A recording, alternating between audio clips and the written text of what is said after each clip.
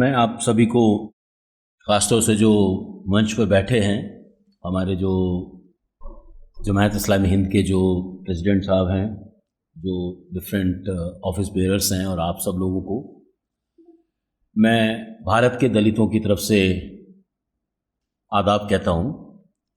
और मैं इस बात के लिए जमायत इस्लामी हिंद का बहुत बहुत शुक्रगुज़ार हूँ कि उन्होंने मुझे एक ऐसे मसले पर अपनी बात रखने के लिए यहाँ दावत दी जिसकी आज के समय में लगातार बार बार चर्चा हो रही है। हालांकि इस बात पे चर्चा तो बहुत लंबे समय से होती रही है, लेकिन एकाएक जो जालौर की घटना हुई, उसके बाद लगातार 2 घटनाएं हुई। अभी मैं एक डिबेट में था, केरल के एक जज साहब ने बयान दे दिया कि दलित महिला है, उत्तेजक कपड़े पहन रखे थे और दलित है, उसको कोई कैसे छू लेगा, तो छुएगा नहीं तो बलात्कार कैसे होगा। इससे पहले भी करीब 1980s में मथुरा नाम की एक महिला के साथ बलात्कार हुआ था। उसमें भी हाई कोर्ट की ऐसी टिप्पणी थी कि दलित महिला को छू नहीं सकता तो उसका बलात्कार कैसे करेगा। खैर, तो मैं जो है अपनी बात, जो आज का सब्जेक्ट है कि हम लोग जो है ये जो छुआछात है, ये जो भेदभाव है, इसको अगर हमें इससे कैसे निपटने का रास्ता क्या है। और मैं आपका इस बात के लिए भी शुक्रगुजार हूं कि आपने इस मामले पर एक पहलकदमी, विभिन्न धर्मों के बीच में, हमारे यहाँ कुछ कुछ तो चलता ही रहता है, हमारी लड़ाई चलती रहती है, दंगा फसाद भी होता रहता है, लेकिन आपने ये पहलकदमी ली। मैं इसके लिए आपका बहुत बहुत ही आभारी हूँ, शुक्रगुजार हूँ। मैं अपनी बात, ये डॉक्टर अंबेडकर का अनुभव है, मैं आपके यहाँ देकर जाऊँगा, फिर इसको आप लोग आपस में बांट सकते हैं। सॉफ्ट कॉपी कहेंगे तो सॉफ्ट कॉपी भी मैं भेज दूंगा। और मैं ये जानबूझ के इस घटना को इसलिए पढ़ना चाहता हूँ कि इस देश में कोई भी व्यक्ति पाक साफ नहीं है जो ये अपनी छाती पर हाथ रख के कह सके कि वो छुआछात को नहीं मानता है। आपके धर्म के लोग भी ये दावा नहीं कर सकते हैं। तो मैं उसका जिक्र करते हुए आपको, इसका मतलब ये नहीं कि मैं आपको कोई आरोप लगा रहा हूं आपके, क्योंकि आपने भी तो हमारे यहाँ के कुछ सीखा ही होगा ना। सीखने वाले तो बहुत सारी चीजें सीख लेते हैं। तो डॉक्टर अंबेडकर ने कहा, तीसरी घटना उस अवधि की है जब मैं बड़ौदा राज्य की सेवा में था। डॉक्टर अंबेडकर अमेरिका से पढ़ के आए थे। बड़ौदा के जो महाराजा थे सयाजीराव गायकवाड़, उन्होंने उनको मिलिट्री सेक्रेटरी बनाया था। सोच के देखिए, डिफेंस सेक्रेटरी, ये एक डिफेंस सेक्रेटरी लिख रहा है, क्या लिख रहा है, बड़ौदा राज्य द्वारा प्रदत्त छात्रवृत्ति से मैं जब विदेश पढ़ने गया था, इंग्लैंड से पढ़कर लौटने पर समझौते की शर्तों के अनुसार मैं बड़ौदा दरबार में अपनी सेवाएं देने गया, पर बड़ौदा में रहने के लिए मुझे कोई मकान नहीं मिल सका। बड़ौदा शहर का ना कोई हिंदू और ना ही मुसलमान मुझे किराए पर मकान देने के लिए राजी हुआ। किसी भी मोहल्ले में मकान पाने में असमर्थ होकर मैंने पारसी धर्मशाला में आश्रय लेने का निश्चय किया। अमेरिका और इंग्लैंड में रहने के कारण मेरा रंग कुछ गोरा और व्यक्तित्व प्रभावशाली हो गया था। मैं अदलजी सोराबजी नाम से पारसी धर्मशाला में रहने लगा, अपना नाम बदल के। पारसी मैनेजर मुझे 2 रुपये प्रतिदिन के हिसाब से रखने को राजी हो गया, लेकिन शीघ्र ही लोगों को यह बात फैल गई कि बड़ौदा महाराजा गायकवाड़ जी ने एक महार युवक, महार आप जानती हैं वो जाति है दलितों की, युवक को अपने दरबार में अफसर नियुक्त किया है। नकली नाम से पारसी धर्मशाला में रहने का रहस्य भी जल्दी खुल गया। मेरे वहां रहने के दूसरे दिन ही जब मैं नाश्ता करने के बाद धर्मशाला कार्यालय जाने के लिए निकल रहा था, लगभग 15-20 पारसियों ने लाठी लेकर मुझे घेर लिया। मुझे मार डालने की धमकी देते हुए मुझसे पूछा मैं कौन हूं। ये 1920-21 की घटना है। मैं 1999 में 4 साल ऑस्ट्रेलिया रहने के बाद वापस आया। मैं वहाँ अपनी पढ़ाई करने गया था। अब मेरे जो पिताजी का घर था वो बहुत ही टूटा फूटा था, और जब तक आपकी शादी नहीं होती तो आप पिताजी के घर में कैसे भी रह सकते हैं। लेकिन मेरी शादी हो चुकी थी, तो हम लोगों ने ये सोचा कि हम एक मकान किराए पे ले लेते हैं। मैं और मेरी वाइफ दोनों काम करते थे, मैं तो इंजीनियरिंग सर्विस में ऑफिसर था, तो एक किराए पे मकान ले लेते हैं। मैंने अशोक विहार, जो मेरे घर से बहुत ज़्यादा दूर नहीं है, अशोक विहार में बहुत सारे मकान तलाशे। तो लोग अक्सर यही पूछते थे आपकी जाति क्या है, और चूंकि मैं ऑस्ट्रेलिया से आया था तो मेरे को थोड़ा सा नक्शा था कि जाति से क्या होता है। तो मैं जब अपनी जाति बताता था तो वो फिर वो मकान के लिए मना कर देते थे। कई बार वो ऐसे भी पूछते थे आप शाकाहारी हैं, आप नॉन वेज तो नहीं खाते आप। तो मैं ये इसलिए बता रहा हूं कि हमारे यहां जो भेदभाव है और जो जातिगत छुआछात है, कौन सा समाज का वो हिस्सा है, वो कौन सा ऐसा सोसाइटी का कारोबार है जिसमें छुआछात या भेदभाव नहीं है। लेकिन इसको समझने के लिए मैं आपके सामने जो बात रखना चाहता हूं वो ये है कि क्या हम छुआछात और भेदभाव को एक भुक्तभोगी समाज की दृष्टि से सुनेंगे, समझेंगे, या एक दूर से देखने वाले व्यक्ति के तौर पर समझेंगे? ये सवाल डॉक्टर अंबेडकर ने अंबेडकर गांधी संवाद के बीच में भी आया था। आप दाई की बात सुनेंगे या उस मां की बात सुनेंगे जिसकी पेट से बच्चा आया है? सवाल ये है। और मैं आपका इसलिए शुक्रगुजार हूं कि आपने कम से कम उस व्यक्ति की बात सुनने को पसंद किया जो उस समाज से आता है, जो भुक्तभोगी है, जिसने उस पीड़ा को सहा है और जो उस पीड़ा को रोज झेलता है। तो इसलिए सवाल यह है कि छुआछात को 50 तरीके से आप समझ सकते हैं, हजारों तरीके से समझ सकते हैं। जालोर की जो घटना है, अगर आप देखेंगे 1927 में डॉक्टर अंबेडकर के नेतृत्व में हजारों लोग, महाड़ में एक पानी का तालाब था जिससे सब लोग पानी ले सकते थे। उस तालाब में अगर अछूतों के पास कोई जानवर है, दलितों के पास कोई जानवर है, वो जानवर भी वहां पानी पी सकता था। लेकिन उस तालाब में दलितों को पानी पीने का अधिकार नहीं था। जानवर हमारा पानी पी सकता है, मेरा कुत्ता होगा, दलित का कुत्ता होगा, वो वहां पानी पी सकता है। गधा होगा, वो पानी पी सकता है। गाय होगी, वो पानी पी सकती है। लेकिन उस गाय, गधे और कुत्ते का मालिक पानी वहां से, गांधी जी के नमक सत्याग्रह की बहुत बात होती है, वो 1931 में हुआ।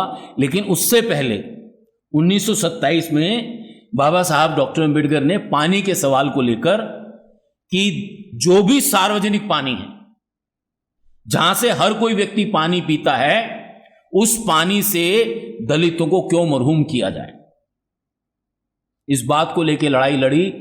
और आपको जानकर आश्चर्य होगा, 1927 में लड़ाई शुरू हुई। अभी आप जालोर की घटना में सुन रहे होंगे, राजस्थान सरकार के बहुत सारे नुमाइंदे और समाज के नुमाइंदे ये कह रहे हैं वहां तो घड़ा ही नहीं था, हम तो टंकी से पानी पीते हैं, तो बच्चे को घड़े पर कैसे मार देंगे। 1927 में जब डॉक्टर अंबेडकर महाड़ के आंदोलन के लिए गए,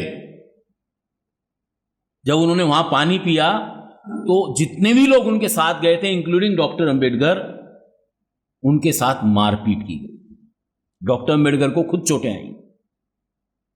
लेकिन डॉक्टर अंबेडकर एक वकील भी थे, बैरिस्टर थे, उन्होंने कहा इस बात को, इस लड़ाई को लड़ा जाएगा। ये मार्च की बात है जब उनके साथ मारपीट हुई। वो दिसंबर में दोबारा 5,000 लोगों के साथ महाड़ गए। महाड़ के लोगों ने कोर्ट में मुकदमा डाल दिया कि ये तालाब सरकारी नहीं है, ये प्राइवेट प्रॉपर्टी है। आज क्या उससे फर्क करते हैं? आज भी तो यही कह रहे हैं।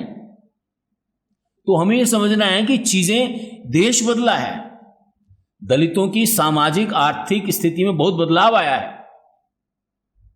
पहले हमारे यहां अफसर नहीं होते थे, हमारे यहां गिनती के नेता होते थे। आज हमारे पास 1,000 से ज्यादा एमएलए हैं, 87 मेंबर ऑफ पार्लियामेंट हैं, 10-20 मंत्री भी होंगे। लेकिन छुआछात और भेदभाव का सवाल अभी भी, अगर उतनी तीव्रता के साथ नहीं, लेकिन आज भी उसी तरह से खड़ा हुआ है और पूछ रहा है कि हम छुआछात कैसे खत्म हो। मुझे लगता है जो एक बड़ी बात जो मैं आपके साथ साझा करना चाहता हूं, वो मैं ये साझा करना चाहता हूं कि अक्सर इस छुआछात के मसले में और दलितों के साथ भेदभाव के मसले में क्या दृष्टिकोण रहा है, लोगों का क्या दृष्टिकोण रहा है, धर्मों का क्या दृष्टिकोण रहा है, नागरिक समाज, सोशल सिविल सोसाइटी का क्या रोल रहा है, और सरकार क्या सोचती है।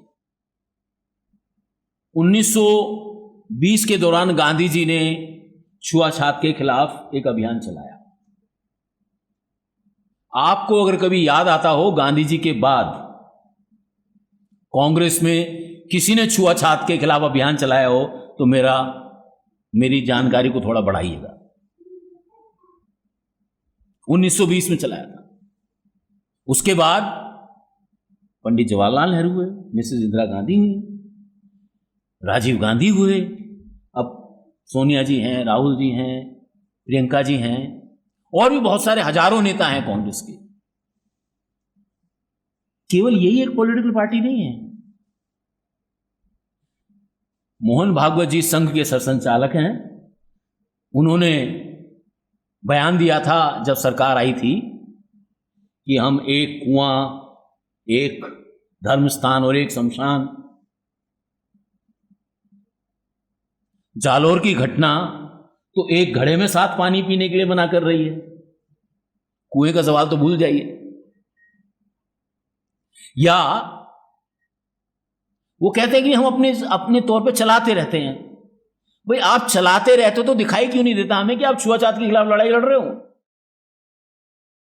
अगर किसी मुद्दे पर कोई आंदोलन चलाया जाता है, कोई अभियान चलाया जाता है, तो समाज के लोगों को पता तो लगता है ना कि कोई अभियान कर रहा है। दावा सब कर रहे हैं कि हम जाति को खत्म कर रहे हैं, खत्म करना चाहते हैं, लेकिन जाति के खिलाफ लड़ाई या अभियान किसी का दिखाई नहीं। और जातियां रहेंगी तो कोई नीचा रहेगा, कोई ऊंचा रहेगा, कोई दरमियान में रहेगा। तो इसलिए मेरी समझ ऐसी है कि पॉलिटिकल पार्टीज ने नहीं चलाया, क्योंकि वो सब लगा कि अब देश आजाद हो गया, अब सब कुछ ठीक ठाक हो गया, अब हमें क्या चिंता है, अब हम अपने खुद मुख्तार हैं, अब हम कानून बनाएंगे, हम कानून से सब कुछ खत्म करेंगे। और ऐसा नहीं है। सरकारों ने कानून बनाए। 1954 में अनटचेबिलिटी के खिलाफ एक कानून बनाया, 1976 में उसको पीसीआर एक्ट बनाया, 1989 में schedule tribe atrocity prevention of atrocity act बनाया। अभी मोदी जी सरकार आई तो उन्होंने उसको चेंज करके, मनमोहन सिंह जी ने ऑर्डिनेंस लागू किया था, उसको उन्होंने पार्लियामेंट में लाके पारित कर दिया, उसको थोड़ा और मजबूत कर दिया। लेकिन हकीकत क्या है? 30 साल के रिकॉर्ड हमारे पास हैं। 30 साल के रिकॉर्ड ये बताते हैं कि दलितों पे जो सरकार के थानों में रिपोर्टें लिखी गई, और आपको पता है, आप सब लोग अच्छी तरह इस बात से वाकिफ हैं कि थाने में रिपोर्ट लिखाना जो है रेत में से तेल निकालने के बराबर है इस देश में। कुछ कुछ अनुभव तो आप लोगों को भी है हमारे जैसे, ऐसा नहीं है कि केवल हमारा अनुभव ही है, आपके भी अनुभव कोई अब ज्यादा अलग नहीं है। तो ये रिपोर्टें दिखाती हैं कि पिछले 30 साल में, और 30 साल में कौन सी पॉलिटिकल पार्टी ऐसी है जो सरकार में नहीं थी? कम्युनिस्ट सरकार में थे, बहुजन समाज पार्टी के लोग भी सरकार में थे, दलितों के, गैर दलितों के, कांग्रेस के, भाजपा के, आरजेडी के, जेडीयू के, डीएमके के, एआईडीएमके के, सब पार्टियां सत्ता में रही हैं। इन 30 सालों में 10 लाख से ज्यादा दलितों पे अत्याचार की घटनाएं सरकारी रिकॉर्ड में, थानों में दर्ज हुई। इन 30 सालों में 48,000 दलित महिलाओं के साथ बलात्कार हुआ है। ये दो मोटे मोटे जो जुल्म की इंतहा को दिखाते हैं। और हमारे हिसाब से जब एक अत्याचार की घटना होती है उससे 10 परिवार प्रभावित होते हैं। तो इस देश में करीब 5 करोड़, 5.5 करोड़ के करीब दलितों के परिवार हैं। उनमें से 1 करोड़ परिवार तो सरकारी रिकॉर्डों के हिसाब से प्रभावित हुए अत्याचारों से। इतना बड़ा जुल्म है। सरकार ने कानून बनाए, सरकार ने प्रयास कर रही सरकार कानून बना के, लेकिन सवाल यह है कि मसला हल क्यों नहीं? क्योंकि मसला हल इसलिए नहीं हो रहा क्योंकि यह मसला कानूनी मसला नहीं है। डॉक्टर अंबेडकर ने कहा था, if the conscience of the society is not in favour of the law, no law will be implemented. यानी समाज की चेतना यदि कानून के समर्थन में नहीं है तो आप कानून को लागू नहीं कर सकते। तो अनुसूचित जाति को लेकर जो दिमाग में हमारी जो चेतना है वो तो उसको कमतर देखने की चेतना है कि वो इंसान नहीं है, इंसान से कमतर है। जैसे ही हमको गुस्सा आता है 2-4 गालियां उनके नाम से हमारी निकल जाती हैं। बात बात में अगर कहीं चोरी हो जाए तो चोरी के साथ दलितों का नाम भी चिपक जाता है उसके साथ। तो ये जो भेदभाव है, इसको हम, ये जो अत्याचार है, ये जो छुआछात है, क्या इससे निपटने का कोई तरीका नहीं है? तरीका तो है, ऐसा नहीं कि तरीका नहीं है। डॉक्टर अंबेडकर ने 1954 में राज्यसभा की जब पार्लियामेंट की डिबेट थी, उन डिबेट में करते हुए उन्होंने कहा कि आप हरिजन सेवक संघ और फला संगठन और फला संगठन और फला संगठन, इन सब लोगों को आप क्या कह रहे हैं? आप पैसा दे रहे हैं कि अनटचेबिलिटी दूर करने के लिए आप अभियान चलाओ। डॉक्टर अंबेडकर कहते थे, इस देश में हजारों हजार नौजवान ऐसे हैं जो तरक्की पसंद हैं। 1954 की बात करें, जो तरक्की पसंद हैं और जो देश की आजादी से प्रभावित हैं। अगर आप हर नौजवान को बुला के कहें कि भाई ये 15 गांव तुम्हारे जिम्मे हैं, इन 15 गांवों में ये लो मोटरसाइकिल या ये लो साइकिल और ये लो महीने की आपकी सैलरी है, आपकी जिम्मेदारी है कि अगले 5 साल में इन 15 गांवों में अनटचेबिलिटी, छुआछात, जाति की जो चीजें हैं, इनको दूर करने के लिए लोगों को आपको समझाना है। अगर 1954 में हमने डॉक्टर अंबेडकर की बात इस सरकार ने या देश ने मान ली होती तो आज हमें छुआछात और भेदभाव पे बात करने की जरूरत नहीं पड़ती। लेकिन वो बात तो हो नहीं सकी। उसकी वजह यह है कि आजादी के आंदोलन से पहले ही हमारे जैसे दलित लोग ये कह रहे थे, या पिछड़े लोग ये कह रहे थे, या अल्पसंख्यक लोग ये कह रहे थे कि जो सरकार आएगी उस सरकार से हमारे हक हुकूकों पर असर पड़ने वाला है। राउंड टेबल कॉन्फ्रेंस में मुस्लिम्स के जो प्रतिनिधि थे आगा खान साहब, दलितों के प्रतिनिधि बाबा साहब डॉक्टर अंबेडकर थे, गांधी जी हम सबके प्रतिनिधि थे। वो कोशिश कर रहे थे कि एक पीड़ित दूसरे पीड़ित से ना मिल पाए, एक पीड़ित को दूसरे पीड़ित के खिलाफ खड़ा कर दो। ऑन रिकॉर्ड है ये, मैं कोई आरोप नहीं लगा रहा उनके ऊपर, ये ऑन रिकॉर्ड। तो सवाल ये है कि ये जो समाज की बात है उसको हम इसको कैसे माने। एक कारण जो मुझको समझ में आता है वो ये समझ में आता है कि हम दलितों के शोषण को, चाहे वो उनका शोषण सामाजिक हो, आर्थिक हो, सांस्कृतिक हो, धार्मिक, राजनीतिक, किसी भी तरह का उनका शोषण हो या किसी भी तरह का उनका उत्पीड़न हो, अभी तक हमारी सरकारें उसको एक राष्ट्रीय समस्या के तौर पर नहीं देख रही हैं। वो सरकार की समस्या के तौर पे देख रही है, ये सरकार की समस्या है। मैं भारत सरकार को और भारत सरकार के जो तमाम लोग हैं और अपने को भी, हम सब लोगों के लिए भी, मैं ये बात मजबूती के साथ कहना चाहता हूं कि दलितों का जो मसला है और किसी हद तक अल्पसंख्यकों का मसला भी उसमें शामिल है, ये मसला सरकारों का मसला नहीं है, ये देश का मसला है। और देश का मसला है तो इसको हल करने के लिए पूरे देश को इस समस्या को हल करने में शामिल करना होगा। क्या सरकार पूरे देश को शामिल कर सकती है? कर सकती है, अगर ताली और थाली बजवानी हो तो। लेकिन उससे आगे शायद थोड़ा मुश्किल है, क्योंकि उससे आगे तो बहुत सारी चीजें चाहिए। उससे आगे क्या चाहिए? इससे आगे सरकार को जो समाज का बौद्धिक वर्ग है उसके साथ इंगेज करना पड़ेगा।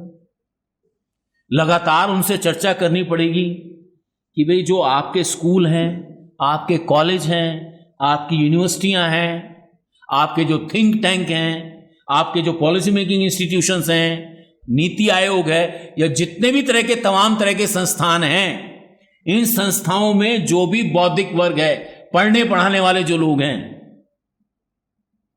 उन लोगों को इस समस्या के प्रति, हल करने के प्रति एक्टिवेट करना पड़ेगा, सक्रिय करना पड़ेगा। Indian council of social science research, पूछिए उनसे, क्या वो दलित मसलों पर, अनटचेबिलिटी के मसले पर, ह्यूमन राइट के मसले पर जितने भी रिसर्च साल में करते हैं, उसका कितना % रिसर्च देश की 1/4 आबादी पे करते हैं, उनके अधिकारों के हनन पे करते हैं या उनके सशक्तिकरण पे करते हैं? ऐसा ही तो ये हुआ कि कैसे हम, तो मेरा कहने का मतलब यह है, जब तक हम देश के पूरे बौद्धिक वर्ग को इसमें शामिल नहीं करेंगे, वो इसमें शामिल नहीं होगा। लेकिन बौद्धिक वर्ग के तो अपने वेस्टेड इंटरेस्ट हैं। उसका वेस्टेड इंटरेस्ट तो यह है कि मुझे वाइस चांसलर की कुर्सी कैसे मिले, अगर मैं लेक्चरर हूं तो मैं प्रोफेसर कैसे बनूं, और प्रोफेसर बनने के लिए अगर वाइस चांसलर मेरी जाति का है तो उसको डिफेंड कैसे करूं, वो गलत भी बोलता हो तो भी कैसे उसको डिफेंड करूं। तो ये जो डॉक्टर अम्बेडकर ने इस बात को कहा है कि 14वीं शताब्दी में, मतलब रेनेसां शुरू हुआ वेस्टर्न वर्ल्ड के अंदर, डॉक्टर अम्बेडकर ने लिखा है कि ईसाई लोगों ने अपने बीच में वॉल्टेयर को पैदा किया। और कुछ समय पहले हमारे देश में भी जो विशाखापट्टनम जिसको कहते हैं उसका नाम वॉल्टेयर था। पता नहीं हम में से कितने लोगों को पता है, नहीं पता, वॉल्टेयर था उसका नाम। स्टेशन का नाम भी वॉल्टेयर था, विशाखापट्टनम स्टेशन का नाम। वॉल्टेयर ने अपने धर्म के खिलाफ, क्योंकि धर्म में जो सारी चीजें अच्छी नहीं होती हैं सब जगह पर, उन्होंने कहा भारत में इतना अत्याचार हिंदू धर्म के लोग अपने लोगों पर करते हैं और किसी भी व्यक्ति के मुंह से आवाज नहीं निकलती। उन्होंने तो अपने भाषण में कहा है ब्राह्मणों को वॉल्टेयर पैदा करना होगा। मुझे नहीं लगता कि ब्राह्मणों में कोई वॉल्टेयर पैदा हो सकता है, सॉरी बाबा साहब, क्योंकि वॉल्टेयर का अपना स्वार्थ नहीं था। उसका स्वार्थ यह था कि उसके धर्म में सुधार होना चाहिए, उसके धर्म के लोगों में भाईचारा बढ़ना चाहिए, अंधविश्वास खत्म होना चाहिए। क्या इस देश के लोग चाहेंगे? क्या मैं दोबारा डॉक्टर अम्बेडकर का ही एक कोट आपको बताना चाहता हूं। मेरे पिता और पूर्वज कट्टर हिंदू थे, किंतु हिंदू धर्म के द्वारा लगाई गई पाबंदियों के कारण वे शिक्षा नहीं पा सके। उस धर्म ने उन्हें शस्त्र धारण करने की अनुमति भी नहीं दी, हथियार रखने की भी अनुमति नहीं दी। हिंदू धर्म में धन भी नहीं प्राप्त किया जा सकता था। यह भी हमारी कहानी है। हथियार नहीं रख सकते, पैसा या कारोबार नहीं कर सकते। इस धर्म को मानने वाला होने के कारण मेरे पिताजी इन 3 चीजों को प्राप्त नहीं कर सके। क्या? शिक्षा, शस्त्र और कारोबार। फिर वो कहते हैं मैं संस्कृत पढ़ना चाहता था।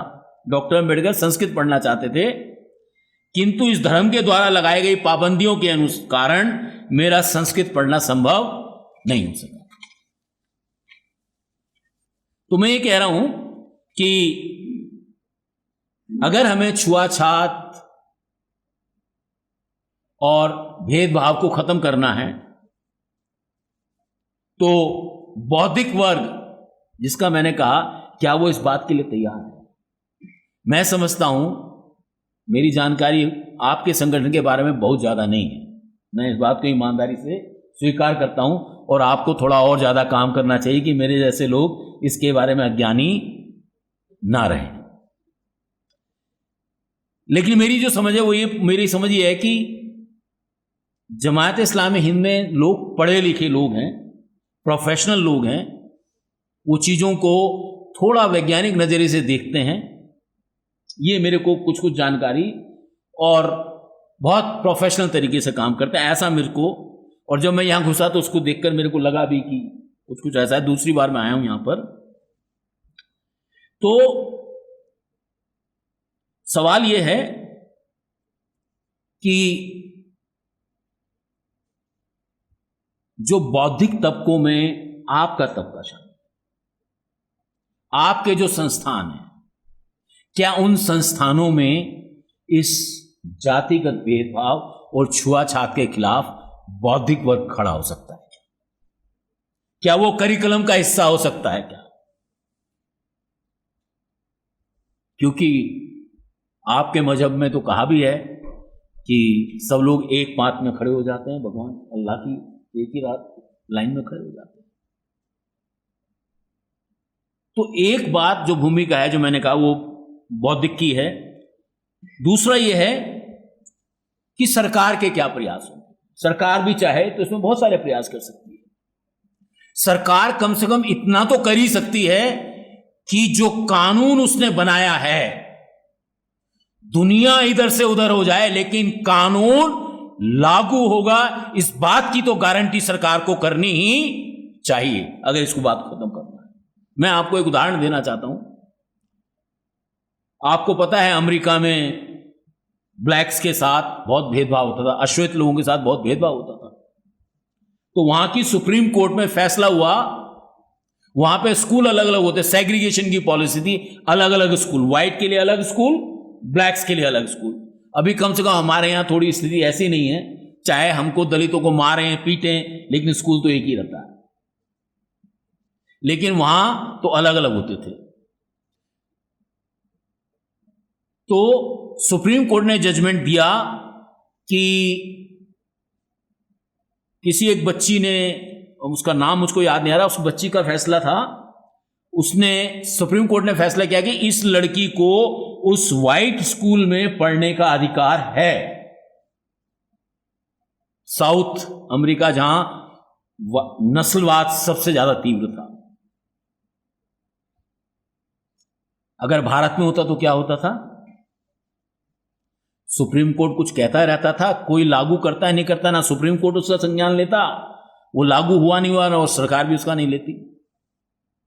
अमेरिका में क्या हुआ? उसका बड़ा विरोध हो गया, पूरे साउथ में उसके खिलाफ विद्रोह हो गया एक तरीके से। लेकिन सरकार ने उस लड़की को स्कूल में भेज के पढ़ाने के लिए सेना उतार दी कि चाहे कुछ भी हो जाए, लड़की ये पढ़ेगी तो इसी स्कूल में पढ़ेगी। क्या ऐसा डिटर्मिनेशन, ऐसा संकल्प हमारी सरकार के पास है? तो ऐसा फौलादी संकल्प हमारे सरकार के पास होना चाहिए। तीसरा, कि जो हमारी लोकतांत्रिक प्रक्रियाएं हैं, क्या हमारी लोकतांत्रिक प्रक्रियाएं छुआछात और भेदभाव को खत्म करने के लिए सक्रिय कोई प्रयास कर रही हैं? सक्रिय छोड़ दीजिए, कोई प्रयास कर रही हैं? आप कोई नजर आता हो? बहुत बड़े बड़े ऑर्गेनाइजेशन हमारे यहां पर है। आरएसएस इतना बड़ा संगठन है, कांग्रेस सेवा दल इतना बड़ा संगठन है, AIF, All India Youth Federation, DYF, CPM का यूथ ऑर्गेनाइजेशन, इतने सारे बड़े बड़े ऑर्गेनाइजेशन हैं, महिलाओं के बड़े बड़े संगठन हैं।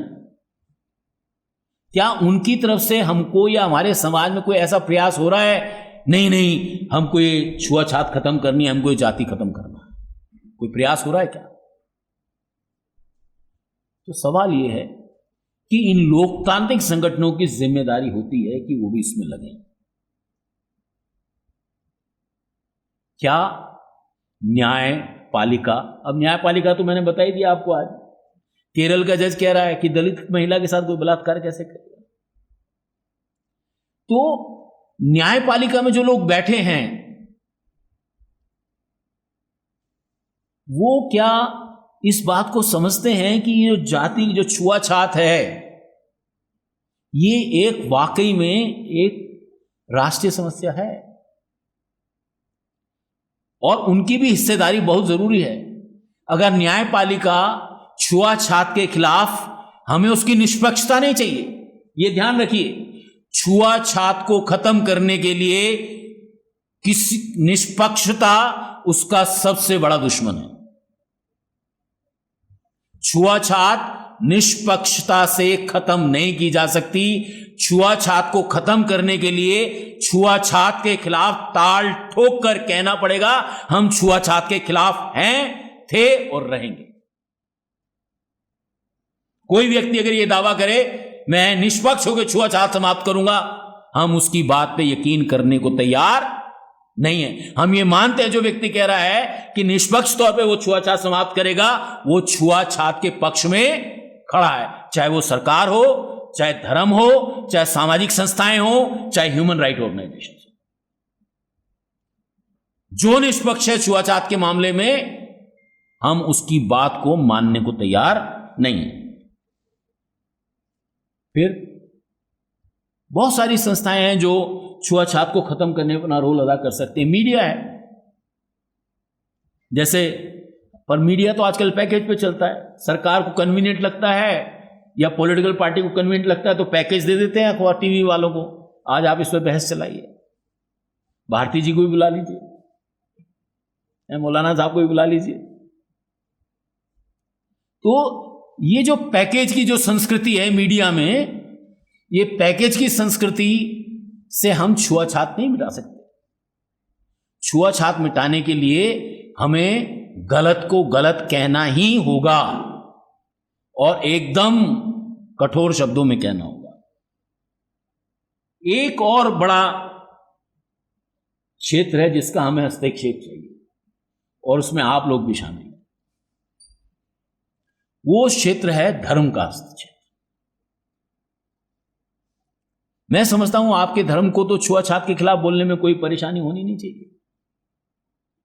मुझे याद है, मैं 3-4 साल पहले जमीयत उलमा हिंद के अजमेर इजलास में गया था। बड़ा सम्मेलन था, लाखों लोग थे। उन्होंने वहां एक प्रस्ताव पारित किया दलितों के अधिकारों को लेकर, और इस बात के लिए मैं उनको बधाई देने भी गया था और उनके प्रस्ताव के साथ अपनी सहमति देने भी गया था।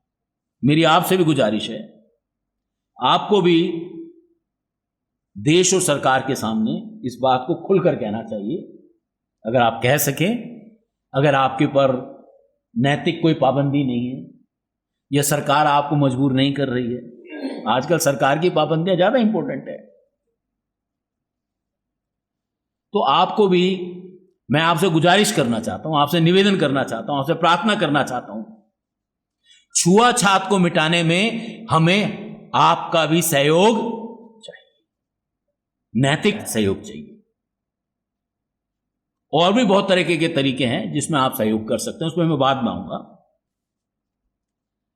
तो मैं तो शंकराचार्य जी से भी मिला था, मैं आरएसएस के लोगों से भी मिला हूं। मेरा तो काम है, कॉन्फेडरेशन के चेयरमैन होने के नाते मेरा काम है कि दलितों पे जो भी जुल्म जाती है उसके खिलाफ लोगों को गोलबंद करूं, ये मेरा काम है। और इस काम में हम किसी से नहीं डरते, चाहे सरकार भी हो, सरकार से भी इस मामले में हम कतई डरते नहीं हैं, क्योंकि ये काम जो सरकार को करना चाहिए वो काम हम कर रहे हैं।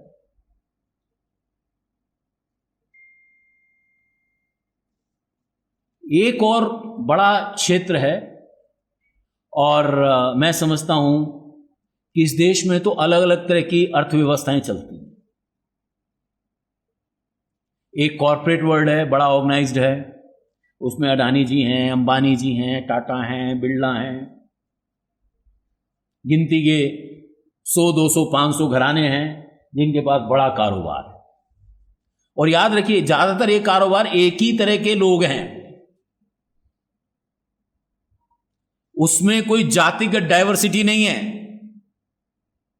कि आपको उसमें अपनी आबादी के हिसाब से मुसलमान मिल जाए। एक आदि अजीम प्रेम जी एक आदि हैं, उनसे क्या होने वाला है। तो हमारा तो वो भी नहीं है।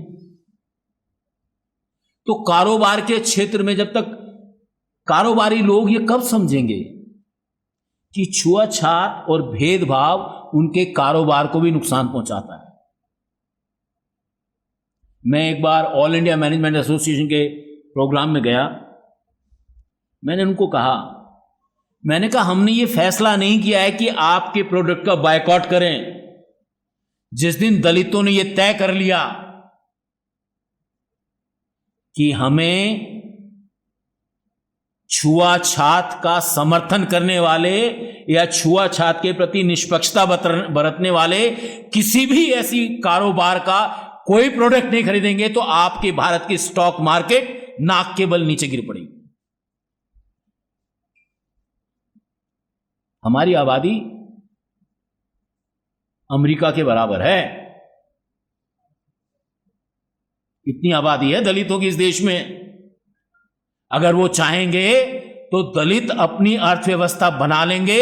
जिस दिन उन्होंने तय कर लिया help with the upper caste economy, उस दिन वो अपनी इकोनॉमी जिस दिन खड़ा कर लेंगे तो आप उनका बाल बांका भी नहीं कर पाएंगे। उनको आपके यहां अपना सामान बेचने के लिए नहीं आना पड़ेगा, वो अपना सामान अपने ही दलितों के परिवार में खपा सकते हैं। लेकिन दलितों ने अभी यह फैसला नहीं किया है। लेकिन अगर चीजें ऐसे चलती रहेंगी तो मैं बताना चाहता हूं कि हमारे बीच में जागरूकता तो आ रही है, कारोबार की जागरूकता आ रही है, इकोनॉमी की जागरूकता आ रही है, सामाजिक मसलों पर हमारी सक्रियता ज्यादा है। लेकिन हम अब सामाजिक मसलों के साथ साथ आर्थिक मसलों को भी जोड़ेंगे। तो हम चाहते हैं कारोबार से आप ह्यूमन राइट का रिस्पेक्ट करो, हमारे अधिकारों को रिस्पेक्ट करो। एप्पल ने माना ना, एप्पल ने कहा ना हमारे कंपनी में कोई भी जातिगत भेदभाव नहीं कर सकता। टाटा ने भी माना, अंबानी जी आप भी मान लो, अडानी जी आप भी मान लो, बिरला जी आप भी मान लो, लेकिन केवल मानो मत। अपनी मैन पावर में, अपनी सेल्स में, अपने प्रोक्यूरमेंट में, अपने मार्केटिंग चैनल में, अपने स्टॉकिस्ट में भी दलितों को शामिल कर दो, तब पता लगेगा कि आप छुआछात के खिलाफ हैं। अगर आप ऐसा नहीं करते हैं तो हम कहना चाहते हैं आप घोर जातिवादी हैं, घोर अछूत, आप घोर छुआछात करने वाली इंडस्ट्री हैं, यह हमें कहना पड़ेगा। और मैं बस एक बात खत्म करके खत्म करूंगा कि सवाल यह है, दलित तो कमजोर हैं, सामाजिक तौर पे भी कमजोर हैं, आर्थिक तौर पे भी कमजोर हैं, और राजनीतिक तौर पे थोड़े सशक्त हो रहे थे तो गिर पड़े, घुटनों के बल चल रहे थे, थोड़ा सा उठने का प्रयास किया तो गिर पड़े। ऐसे गिरे कि अभी 10 साल लग जाएंगे उनको उठने में। जो एक दोस्ती बन रही थी उसको भी चोट पहुंच गई। तो आज हमारे देश में अगर हमें छुआछात या डिस्क्रिमिनेशन को खत्म करना है तो हमें सोचना यह है कि 1950 में जितने भी लोग हमारे संविधान सभा में थे या आजादी के आंदोलन में थे, उसमें गिनती के लोग थे जो अनटचेबल थे, अनटचेबल परिवारों से आए थे। डॉक्टर अंबेडकर थे, बाबू जगजीवन राम थे, ऐसे 10-20 लोग थे, 50 होंगे ज्यादा। उन लोगों में इतना बड़ा कलेजा था, वो ये कह सके संविधान में कि हम कलम की नोक से भारत से छुआछात को खत्म करते हैं, और संविधान में लिख सके। क्या आज हमारे पास देश में ऐसे नेता हैं, चाहे वो दलित हों, गैर दलित हों, हिंदू हों, मुसलमान हों, ईसाई हों, पारसी हों, सिख हों, किसी भी कौम में हों, क्या आज हमारे पास ऐसे नेता हैं जो छाती ठोक के कह सकें कि छुआछात और भेदभाव को खत्म करेंगे, चुनाव जीतें या चुनाव हारें, पार्टी रहे या जाए, लेकिन इस देश से छुआछात और भेदभाव को खत्म करें? क्या ऐसे नेता हमारे पास हैं? यह है सबसे बड़ा चैलेंज। क्या आप ऐसे नेता प्रोड्यूस कर सकते हैं? कम से कम अपने यहां तो प्रोड्यूस कर ही सकते हैं, क्योंकि आपको चुनाव का कोई लालच तो है नहीं, मुझे भी चुनाव का कोई लालच नहीं। ये लड़ाई वही लड़ सकता है जो वोटों का कारोबार करने में इंटरेस्टेड ना हो। वोटों के कारोबार में तो लड़ाया जाएगा, हिंदुओं को मुसलमानों से, दलितों को गैर दलितों से। वोट का कारोबार तो ऐसा ही है, गला काट कंपटीशन है। दूसरा एक जो अंतिम मसला जो मैं अभी कहना चाहता हूं, बातें तो बहुत हैं लेकिन मैं खत्म करना चाहता हूं कि हमारे धर्मों के पास अपने अपने धर्म की चेतना है। इस्लाम के पास अपनी चेतना है, हिंदुओं के पास अपनी चेतना है, सिखों के पास अपनी चेतना है, ईसाइयों के पास अपनी चेतना है, पारसी और बौद्धों के पास अपनी अपनी चेतना है। सबके पास अपने अपने धर्म की चेतना है। और जातियां हैं हमारे देश में हजारों, हर जाति के पास अपनी अपनी जाति की चेतना है। ब्राह्मण के पास ब्राह्मण की चेतना है, चमार के पास चमार की चेतना है, या दलितों के पास अपनी दलित की चेतना है, बैकवर्ड के पास अपनी ओबीसी वाली चेतना है। सवाल यही है, अगर हमें छुआछात और भेदभाव खत्म करना है तो क्या हम इन चेतनाओं को भारतीय चेतना में बदल पाएंगे? मैं हिंदुस्तानी चेतना की बात नहीं कर रहा हूं। आजकल हिंदुस्तान की बहुत चर्चा हो रही है, हिंदुस्तान की बहुत चर्चा हो रही है। ये देश भारत है, इंडिया दैट इज भारत, ये हिंदुस्तान नहीं है। तो क्या हम लोग मिलकर भारत की चेतना विकसित कर सकते हैं? अगर भारत की चेतना विकसित करेंगे तो हिंदू मुसलमान की चेतना नहीं रहेगी।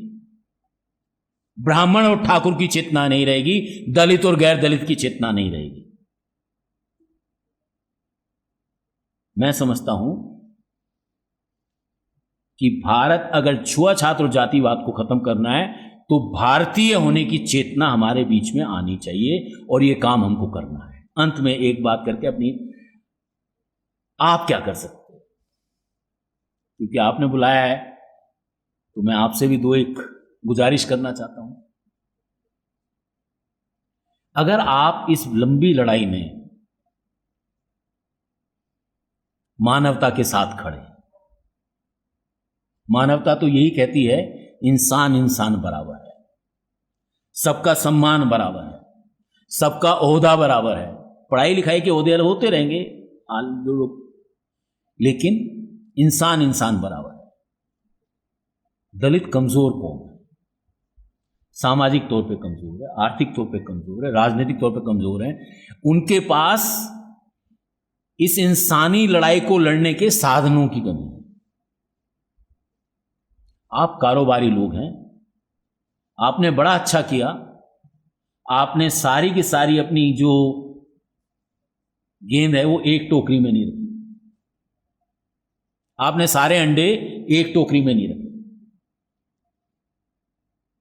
हमारे से ये गलती हुई क्योंकि पढ़ाई लिखाई का कोई अनुभव हमारे कौम को था नहीं, तो हमने अपने सारे के सारे अंडे सरकार की टोकरी में रख दिए। अब सरकार ने उस टोकरी को पलट दिया, ना उसके पास नौकरियां हैं ना अवसर है।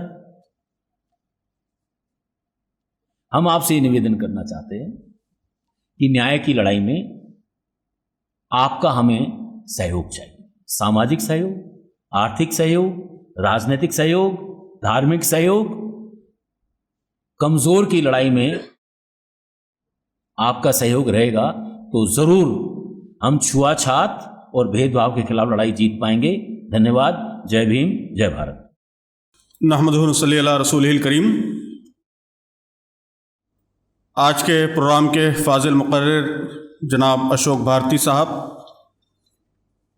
और स्टेज पर तशरीफ़ फरमा ज़िम्मेदारान जमात और मोहतरम सामीन भाई और बहनों, अल्हम्दुलिल्लाह हमारे सामने इस मुल्क के एक बड़े अहम मसले पर, इनइक्वालिटी का मसला, नाबराबरी का मसला, छूत छात का मसला और दलितों के एक्सप्लॉयटेशन का मसला, इस मसले पर बहुत तफसील से बातें सामने आई और बिल्कुल फर्स्ट हैंड, फर्स्ट सोर्स जिसे कहते हैं कि दलितों की फेडरेशन के चेयरमैन अशोक भारती साहब ने ये सारी तफसीलात रखी। तो मैं समझता हूँ कि ये सेशन हम सब के लिए बहुत इनलाइटनिंग, बहुत इंफॉर्मेटिव और इंस्पायरिंग सेशन रहा है। तो ये बात सही है कि दलितों का मसला इस मुल्क का बहुत ही अहम मसला है और इस मसले का हल हम सब की, इस मुल्क के तमाम इंसानों की जिम्मेदारी है, लेकिन ख़ास तौर पर मुसलमानों की बहुत बड़ी जिम्मेदारी है। ये तारीख़ का, हिंदुस्तान की तारीख़ का, भारत की तारीख़ का सबसे बड़ा कर्ज़ है हम पर कि हम इस मुल्क से नाबराबरी को, छुआछात को, इनइक्वालिटी को ख़त्म करें। इस्लाम का बुनियादी पैगाम यही है, बुनियादी मैसेज यही है कि इस्लाम सारे इंसानों को एक खुदा का बंदा बनाना चाहता है। उनके दरमियान हर तरह की तफरीक, हर तरह का डिस्क्रिमिनेशन ख़त्म करके सबको एक ही ईश्वर, एक ही परवरदिगार, उसकी बंदगी के लिए तैयार करना चाहता है। तो इस लिहाज से ये हमारी बहुत ही बुनियादी जिम्मेदारी है, बुनियादी काम है। यानी भारती साहब ने कहा कि हमें इस काम में सहयोग करना चाहिए। सहयोग तो दूसरी बात है, ये तो हमारा काम है, बुनियादी काम है, ये हमारा फरीज़ा है, ये हमारी असल जिम्मेदारी है। इस काम के बगैर हमारा मिशन नामुकम्मल है, इस्लाम का मिशन नामुकम्मल है, मुसलमानों का वजूद अधूरा है। तो इसलिए यह काम तो हमारे लिए बहुत ही बुनियादी काम है। सवाल यह है कि यह काम कैसे हो। भारती साहब ने बहुत से अहम मशवरे दिए। मेरा ख्याल यह है कि डॉक्टर अंबेडकर साहब का जो टारगेट था, एनिहिलेशन ऑफ कास्ट, इसी नाम से उनकी किताब है, कि इस मुल्क से ज़ात पात का खात्मा हो जाए, मुकम्मल तौर पर ज़ात पात का तसव्वुर बाकी ना रहे। तो ये उनका टारगेट था। लेकिन बदकिस्मती से बाद में हमारे मुल्क की पॉलिटिक्स कुछ इस रुख पर आगे बढ़ी कि पॉलिटिक्स के लिए कास्ट का होना एक लाजमी ज़रूरत बन गई। पूरी पॉलिटिक्स कास्ट के ही अराउंड घूमने लगी। न सिर्फ अपर कास्ट पॉलिटिक्स बल्कि इवन लोअर कास्ट की पॉलिटिक्स, दलित पॉलिटिक्स, ये भी कास्ट के अराउंड घूमने लगी, जिसके नतीजे में कास्ट का फैक्टर और स्ट्रेंथन होता गया। जो टारगेट था कि एनिहिलेशन ऑफ कास्ट, उसके बजाय कास्ट यहाँ मजबूत होती गई। अब सोल्यूशन क्या है? सोल्यूशन मेरे ख्याल में यही है कि यह मसला सिर्फ लॉ का मसला नहीं है, सिर्फ कानून का मसला नहीं है। कानून के ज़रिए इसको मुकम्मल तौर पर हल नहीं किया जा सकता। अशोक भारती साहब ने भी उसकी तरफ इशारा किया। डॉक्टर अम्बेडकर के पास तसव्वुरात बहुत ही ब्रिलियंट तसव्वुरात थे। मसलन उन्होंने कहा कॉन्शियंस ऑफ सोसाइटी, सोसाइटी का ज़मीर, या कॉन्स्टिट्यूशनल मोरालिटी, कि सिर्फ कॉन्स्टिट्यूशन बना लेना काफ़ी नहीं है बल्कि कॉन्स्टिट्यूशनल मोरालिटी, जो वैल्यूज़ हैं वो पूरे समाज के अंदर आम हो जाएं, ये ज़रूरी है। तो समाज का ज़मीर बदले, समाज की सोच बदले, ये असल काम है। उसके बगैर इस मुल्क से ज़ात पात की तफरीक ख़त्म नहीं हो सकती। कितने ही क़वानीन बना लिए जाएं, कितने ही कमीशंस बना लिए जाएं, और कितने ही सदर जमहूरिया बन जाएं, और कितने ही हो जाए, आइंदा अगर प्राइम मिनिस्टर भी बन जाए दलित, तो ये मसला ख़त्म होने वाला नहीं है जब तक मुल्क का ज़मीर इस हवाले से बेदार नहीं होगा। रेसिज्म का एक बहुत अच्छा मॉडल फैनॉन, एक फ्रेंच सोशोलॉजिस्ट है, उसने पेश किया है। वो कहता है कि रेसिज्म जो है वो असलन जहन में ख़ास तसव्वुर पैदा करता है, जोन्स ऑफ बीइंग और जोन्स ऑफ नॉन बीइंग, कि हर आदमी समाज को दो हिस्सों में तकसीम करके देखता है, zones of being, zones of non being. Zones of being में जो लोग हैं उसको वो अपना समझता है, कि अगर कोई ब्राह्मण है तो zones of being upper caste के लोग हैं। अब अपर कास्ट के किसी आदमी पर जुल्म होगा तो उस पर उसको तकलीफ होगी। अपर कास्ट की किसी महिला के साथ अत्याचार होगा तो पूरा समाज बेचैन हो जाएगा, पूरा मीडिया बेचैन हो जाएगा। दिल्ली में हमने देखा कि किस तरह पूरा दिल्ली गोया पुकार उठा था, बेचैन हो उठा था। लेकिन वही जुल्म, उससे बड़ा जुल्म किसी दूसरे जोन ऑफ नॉन बीइंग, उससे मुताल्लिक किसी महिला के साथ, किसी इंसान के साथ होता है तो कोई तकलीफ ही नहीं होती, कोई एहसास ही नहीं होता। जिस तरह जानवर पे जुल्म पे कोई एहसास नहीं होता, उसी तरह जोन ऑफ नॉन बीइंग के फर्द पर होने वाला जुल्म कोई बेचैनी, कोई इस्तराब, कोई तकलीफ, कोई दर्द पैदा नहीं करता। कुरान मजीद कहता है कि फ़िरौन ने भी इसी तरह इंसानों को तकसीम किया था, और कुरान मजीद इसे जुल्म की सबसे बदतरीन किस्म करार देता है कि इंसानों को इस तरह जोन्स में तकसीम किया जाए। कुछ अपने लोग हों जिनका दर्द अपना महसूस हो, और कुछ दूसरे हों जिनका दर्द अपना दर्द महसूस ना हो। तो जाहिर है कि इसके लिए समाज में बड़े पैमाने पर बेदारी की ज़रूरत है, और बेदारी जाहिर है कि इसका ताल्लुक़ बिलीफ सिस्टम से है, सोच से है, नज़रियात से है। तो मैं इस हवाले से ये कहना चाहूँगा कि जब तक अफकार और नज़रियात, सोच लोगों की नहीं बदलेगी, उस वक्त तक ये मसला हल नहीं होगा। इस्लाम इस मसले को इसी लेवल पर जाकर एड्रेस करता है, सोच के लेवल पर जाकर एड्रेस करता है। ये यकीन बिठाता है कि सारे इंसान वो एक खुदा के पैदा किए हुए हैं, सब बराबर हैं। सिर्फ बराबर नहीं है बल्कि वो सब एक फैमिली का हिस्सा है, एक माँ और एक बाप की औलाद है। अभी जो कुरान मजीद की आयत तिलावत की गई उसमें यही कहा गया कि सारे इंसान एक माँ और एक बाप की औलाद है।